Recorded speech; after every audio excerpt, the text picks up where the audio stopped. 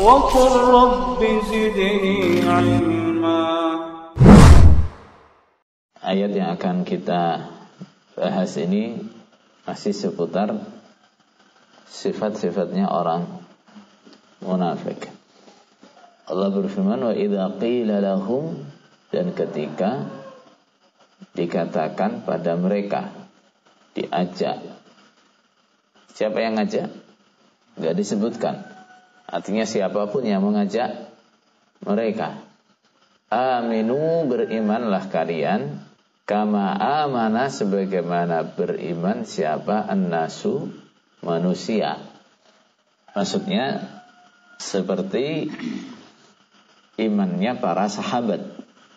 Imannya para sahabat itu iman yang seperti apa? Imannya para sahabat adalah iman yang meliputi imannya hati, lisan, anggota badan. Iman yang antara hatinya, lisannya, dan anggota badannya itu klop, cocok. Iman yang menyeluruh. Iman kepada Allah, iman kepada malaikat, iman kepada kitab-kitab Allah, utusan-utusan Allah, iman pada hari akhir, iman kepada qadar.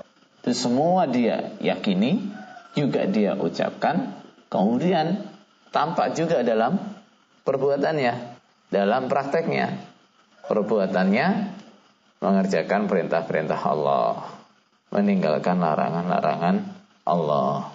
Itu imannya para sahabat seperti itu. Gak hanya omongan tok, ngakunya iman, ngomongnya iman, tapi prakteknya, perbuatannya gak sesuai dengan ucapannya. Bahkan hatinya gak sesuai dengan ucapannya. Ketika mereka diajak begitu, apa jawaban mereka? Qalu, berkata mereka, anu'minu, adakah iman kami, kama amana, sebagaimana beriman siapa? As-sufaha'u, orang-orang bodoh. Siapa yang mereka maksud orang bodoh itu? Sahabat-sahabat Nabi. Yang mereka sebut orang-orang bodoh itu adalah sahabat-sahabat Nabi. Jadi menurut mereka, sahabat-sahabat Nabi itu mau iman, taat pada Nabi, bahkan berani meninggalkan kampung halamannya. Hidupnya di Mekah sudah enak tuh.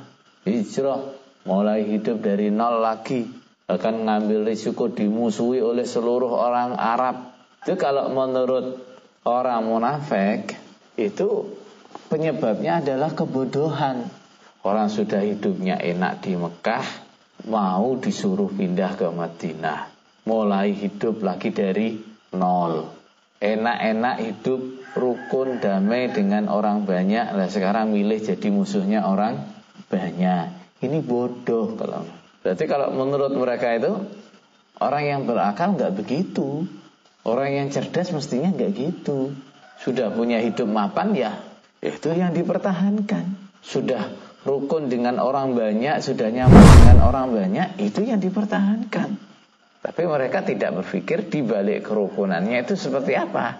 Ucapan orang munafik ini selain jelas merendahkan sahabat-sahabat Nabi atau orang-orang iman, juga sama dengan mengatakan sing cerdas sih kayak aku ngene iki lho. Mereka mengatakan wala sahabat-sahabat Nabi terus dikabari apa saja percaya, disuruh apa saja taat, disuruh hijrah berat itu ya taat, diajak netepi agama jadi musuhnya orang banyak ya nurut.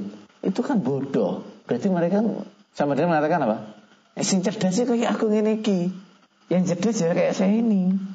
Qalu anu'minu kama amanas sufaha. Apakah kami disuruh iman seperti imannya orang-orang bodoh? Istifhamnya di sini, pertanyaannya di sini, pertanyaan yang model apa itu? Menghina ajakan. Diajak, ayo imannya yang benar, seperti sahabat-sahabat Nabi itu loh. Mereka merendahkan ajakan itu. Mereka itu orang bodoh semua kok. Masa kita suruh nyontoh orang bodoh? Atau istifhamnya itu bisa jadi istifham nafi, tidak menafikan. Aku nggak mau iman seperti itu, nggak mau. Atau bisa juga itu istifham apa? Ingkari, mengingkari yang ngajak. Kamu tuh gimana? Masa saya suruh iman kayak orang bodoh? Jadi itu mau diartikan istifhamnya itu meremehkan, mengingkari atau menafikan, sama saja maknanya. Ala ketahuilah, innahum sesungguhnya mereka orang munafik, mereka iku as-sufaha, orang-orang yang bodoh. Allah membela orang iman. Yang bodoh itu sebenarnya ya mereka itu, bukan orang-orang iman. Kenapa? Sekarang hakikatnya orang bodoh itu apa? Hakikatnya orang bodoh itu adalah orang yang tidak mengerti kemaslahatan dirinya. Itu namanya orang bodoh. Gak ngerti mana yang baik buat dirinya, gak ngerti mana yang menguntungkan untuk dirinya, atau sengaja melakukan sesuatu yang merugikan dirinya sendiri. Itu juga bodoh. Jadi gak ngerti kemaslahatan dirinya, gak ngerti mana yang baik, mana yang jelek buat dirinya. Itu namanya bodoh, safi. Dan sifat seperti itu adanya di mana itu? Yang lebih cocok dilabeli kayak gitu siapa itu? Ya orang munafik itu. Gak ngerti maslahatnya iman itu apa, gak ngerti maslahatnya taat Allah Rasul itu apa, gak ngerti bahayanya kafir itu apa, gak ngerti bahayanya menentang Allah Rasul itu apa. Mereka gak ngerti. Yang mereka tahu cuma apa? Kalau jadi orang iman dimusuhi orang banyak. Jadi orang iman apalagi sampai dituntut untuk hijrah, waduh, rugi banyak itu secara ekonomi. Hanya yang mereka tahu seperti ini. Jadi maslahat-maslahat yang istilahnya itu kulitnya tok, luarnya tok, tapi hakikatnya itu mudarat. Seperti anak kecil, taunya maslahat itu apa? Beli jajan, beli permen, beli es krim, dan seterusnya. Makanya anak kecil itu dibilang apa? Safih. Bandingkan dengan orang-orang iman. Kalau tadi orang yang safih, yang bodoh adalah orang yang gak ngerti kemaslahatan dirinya, gak ngerti apa yang membahayakan untuk dirinya. Berarti orang yang pintar gimana? Orang yang berakal. Orang yang berakal itu dia selalu berusaha melakukan sesuatu yang mendatangkan kemaslahatan untuk dirinya. Walaupun kelihatannya itu berat, tapi dia tahu ini maslahat buat dirinya.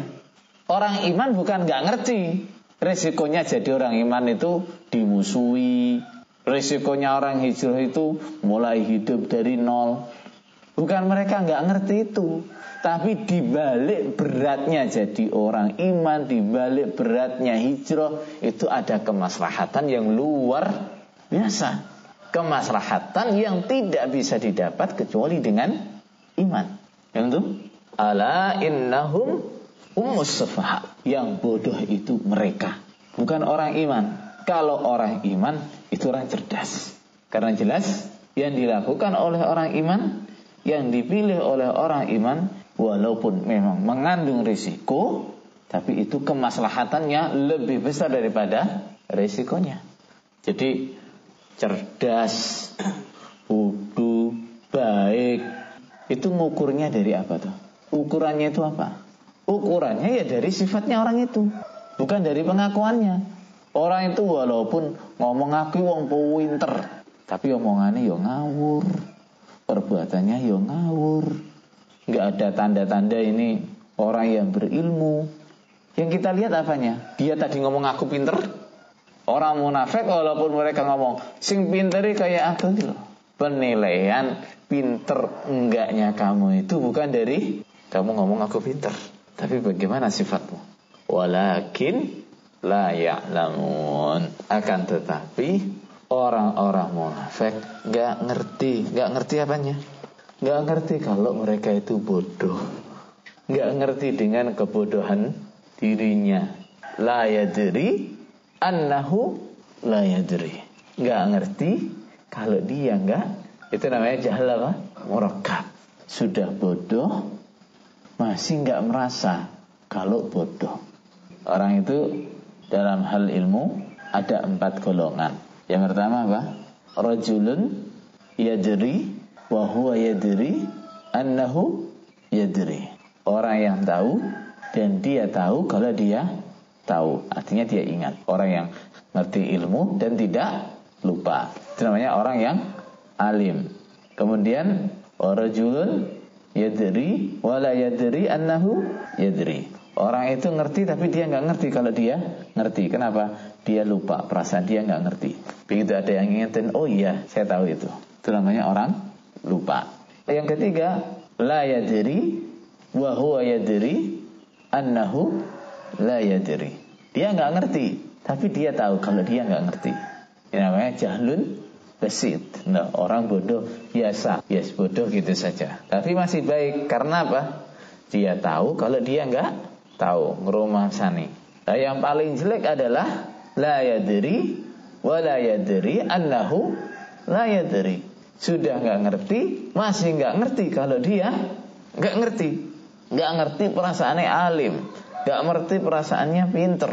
Berani berdiri di mana, berani tampil di mana, berani ikut nimbrung dalam setiap pembicaraan, berani ngomong masalah hukum, berani memberi fatwa, berani ceramah dan seterusnya. Padahal dia nggak punya ilmu.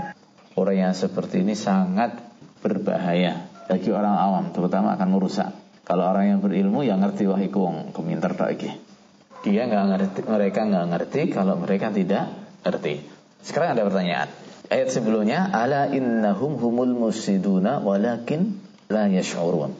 Tidak merasa. Syu'ur itu melihat, tahu dengan pandangan, dengan yang didengar, dengan yang disentuh. Itu namanya syu'ur. Misalnya ada orang datang nih, sampai lihat ada orang masuk, itu namanya apa? Syu'ur. Kemudian di sini, ala innahum humus sufaha'u walakin la ya'lamun.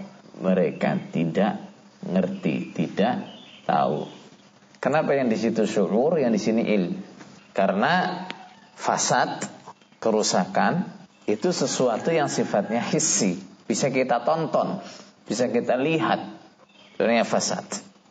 Nah, kalau sesuatu yang dilihat, bisa didengar, kemudian orang nggak ngerti, itu namanya la yash'ur, nggak merasa. Ada orang duduk lagi serius begini, ada orang masuk sampai duduk di dekatnya orang banyak. Nah, kok dia nggak ngerti, namanya apa? La yash'ur, nggak merasa. Kalau kebodohan, di dekat sampean ada orang bodoh duduk gitu, sampean tahu iki wong goblok iki. Kilo kita goblok iki lho ning kene iki. Gitu. Enggak kan? Kenapa? Kebodohan itu perkara yang maknawi, perkara yang ilmu, juga perkara yang maknawi. Orang pinter bodoh ku gak enek gambare. Wong nek pinter bentuke ngene, nek bodoh bentuke ngene enggak. Makanya yang di atas walakin la yash'urun, yang di bawah walakin la ya'lamun. Baik, nakhudul fawaid. Faedah yang pertama, dakwah atau nasihat, ajaan netepi kebenaran, netepi dalil, netepi Quran hadis, netepi kemurnian dan seterusnya. Itu enggak manfaat untuk orang munafik. Buktinya apa? Diajak netepi kebenaran, diajak iman, pokoknya diajak hal-hal yang baik, netepi dalil dan sebagainya. Mereka jawabnya anu'minu kama amanas sufaha. Tapi yang perlu lebih kita cermati di sini adalah bukan sekedar tidak manfaatnya dakwah atau nasihat untuk orang munafik atau kepada orang munafik, tapi sebab. Apa sebabnya dakwah itu gak manfaat untuk orang munafik? Apa yang menjadikan dakwah itu gak manfaat untuk orang munafik? Coba lihat, anu'minu kama amanas sufaha. Ucapan seperti itu mencerminkan apa itu? Kan kita tahu kan, al-ina'u yufrigu bima fi'ih. Wadah itu akan menuangkan apa yang ada di dalamnya, isinya. Kita punya teko isinya teh, dituangkan keluarnya teh. Kita punya teko isinya jus, nah dituangkan yang keluar jus. Kalau kita tuangkan teko kok yang keluar jus, berarti teko isinya jus. Cuman nggak bisa bilang iki semua tuh jus. Oh tapi sing jero air putih, enggak. Kalau omongannya seperti itu tuh berarti isi hatinya seperti apa? Kesombongan. Maka sifat sombong itu akan besar seseorang menerima hidayah. Sifat seperti itu dulu juga menghalangi Abu Jahal dari masuk Islam. Abu Jahal enggak Islam itu karena apa? Gengsi. Apa yang dia gengsikan? Keluarga Abu Jahal dan keluarga Nabi Muhammad itu dulunya sudah bersaing dalam kebaikan, atau tepatnya bersaing dalam cari nama baik. Kalau orang Arab itu cari nama baik, apalagi orang Mekah itu utamanya adalah dengan menjadi pelayan orang haji. Waktu dia sudah yakin bahwa Nabi Muhammad itu adalah Rasulullah, apa yang dia bilang? Kalau dulu Bani Hashim atau Bani Muttalib mereka memberi makan orang haji, kami juga bisa. Mereka memberi minum orang haji, kami juga bisa. Tapi sekarang Muhammad mengaku sebagai Rasul, sebagai Nabi. Lah apa bisa kami juga mengaku sebagai Rasul, sebagai Nabi? Gengsinya ini, kesombongannya ini, akhirnya menggiring dia untuk berkesimpulan, oke, berarti kita musuh selamanya. Kesombongan seperti ini yang dulu juga menyesatkan Fir'aun. Wajahadu biha wastaiqanatha anfusuhum zulman wa aduwah. Mereka yakin bahwa yang dibawa oleh Nabi Musa itu benar, tapi wajahadu biha, mereka membantahnya karena apa? Zulman wa aduwah, karena sifat aniaya dan sombongnya. Mayoritas orang kafir sesat, tidak menerima kebenaran, gak mau iman karena sombongnya. Termasuk nih orang munafik. Apa yang menjadi penghalang? Kenapa setiap nasihat, setiap dakwah, setiap ajaan gak bisa memberi manfaat sama sekali kepada orang munafik? Karena terhalang kesombongan mereka. Yang kedua, julukan-julukan jelek yang diberikan oleh orang-orang kafir kepada orang-orang iman. Seperti apa? Julukan bodoh. Orang iman itu orang-orang bodoh. Bahkan Nabi Muhammad dituduh apa? Tukang sihir, orang gila. Ya ayyuhalladzina nazzala alaihi dzikru innaka la majnun. Kamu tuh gila. Nabi Nuh dituduh apa? Ambisi, kekuasaan. In huwa illa basyarum mislukum yuridu ayyatafaddala alaikum. Manusia biasa yang ingin melebihi kalian, artinya berambisi untuk menjadi penguasa. Apa maksud mereka? Melabeli orang iman, nabi-nabi. Atau kalau sekarang ya, nabi sudah nggak ada ya. Para dai, ulama-ulama dilabeli dengan label-label yang jelek itu apa maksudnya itu? Kalau istilah kita dibunuh apanya? Karakternya. Apa maksudnya itu? Supaya orang awam tidak mendengarkan dakwahnya. Supaya orang iman atau orang awam menolak dakwahnya. Begitu dia ngomong, orang awam sudah ngomong, nggak usah dengerin omongannya orang gila. Begitu dia ngomong, orang yang sudah termakan mengatakan, nggak usah dengerin itu mah orang cari simpati, itu mah orang ambisi kekuasaan, dan seterusnya. Ketiga, semua orang yang tidak mau iman, memilih kekafiran daripada iman, itu adalah bodoh. Bahkan tidak ada kebodohan yang lebih besar daripada itu. Kenapa tuh? Karena kemaslahatan yang paling besar dia tinggalkan. Memilih kerugian yang paling besar. Maka tidak ada kebodohan yang lebih besar dari itu. Sebaliknya, orang yang paling bijak, orang yang paling cerdas adalah orang yang mau iman. Orang yang mau tunduk pada syariat. Orang yang mau tunduk pada Quran hadis. Orang yang mau tunduk pada dalil. Orang itu kalau tunduk pada dalil, tunduk pada Quran hadis, omongannya jelas, mudah diterima. Tapi kalau sudah mulai mau membantah dalil, mau membantah Quran hadis, omongannya pateng pletot, bules, bahkan sering ta'arud. Apa ta'arud? Sering kontradiksi. Maka kalau mau jadi orang cerdas, ikuti dalil, ikuti Quran hadis. Dan kalau kita mau membantah dalil, siap-siap kebodohan kita akan disorot orang banyak. Kebodohan kita akan dilihat orang banyak. Semakin kita membantah pada dalil, semakin terlihat kebodohan kita. Kemudian yang terakhir, bukti janji Allah. Allah janji, haqqan alaina nasrul mu'minin. Allah mewajibkan untuk menolong orang iman. Wajib bagi kami menolong orang iman. Inna lanansuru rusulana walladzina amanu. Kami pasti menolong utusan-utusan kami dan orang-orang iman. Prakteknya gimana dalam ayat ini? Orang munafik atau orang kafir ya, menyerang orang iman dengan ucapannya, menganggap orang iman bodoh. Allah membela orang iman dengan firman-Nya. Yang bodoh itu bukan orang iman. Yang bodoh itu orang yang kafir. Yang bodoh itu orang yang munafik. Orang kafir menyerang orang iman secara fisik, diperangi. Allah juga menolong orang iman dengan perbuatannya. Gimana? Idh yuhi rabbuka ilal malaikati anni ma'akum tsabbitul ladzina amanu sa'ulqi fi qulubil ladzina kafaru ru'b fadribu fawqal a'naqi wadribu minhum kull banan. Waktu perang Badar, Allah memberikan wahyu kepada malaikat, inni ma'akum, aku bersama kalian. Tsabbitul ladzina amanu, kuatkan orang-orang iman, bantu mereka. Sa'ulqi fi qulubil ladzina kafaru ru'b, aku akan membuat hatinya orang-orang kafir takut. Fadribu fawqal a'naq, pukul di atas leher mereka. Berarti apanya? Kepalanya. Pukul kepala mereka. Wadribu minhum kull banan, pukul semua ruas-ruas mereka.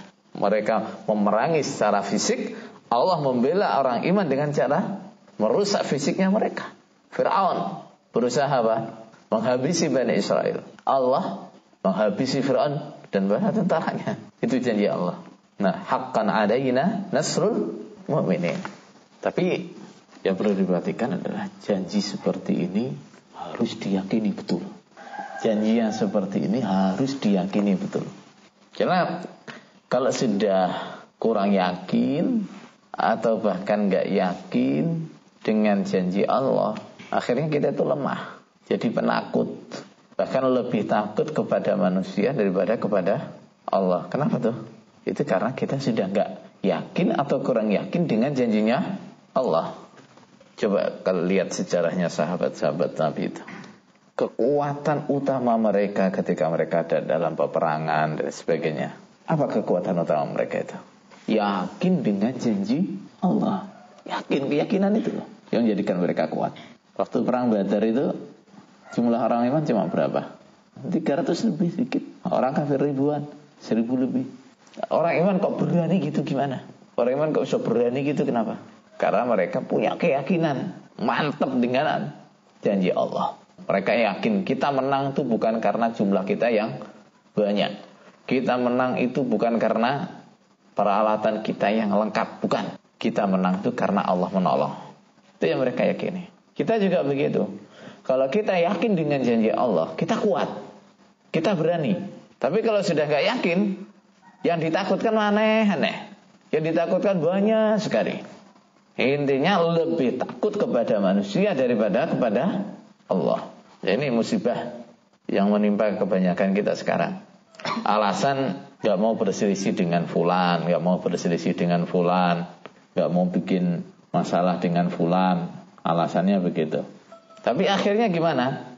Alasan gak mau berselisih, alasan gak mau rame, ternyata malah nyelisihi dalil, gak peduli dengan dalil. Atau bahkan kadang-kadang ikut-ikut muter-muter dalil. Pangkalnya di mana itu? Pangkalnya karena gak yakin pada pertolongan Allah. Seandainya dia yakin dengan pertolongan Allah, manil tamasa ridallahi bisakhatin nas kafahullahu mu'natan nas. Barang siapa yang mencari ridha Allah walaupun dia harus dibenci orang banyak, walaupun dia harus dimusuhi orang banyak, tapi dia tetap fokus, yang saya cari adalah ridhonya Allah.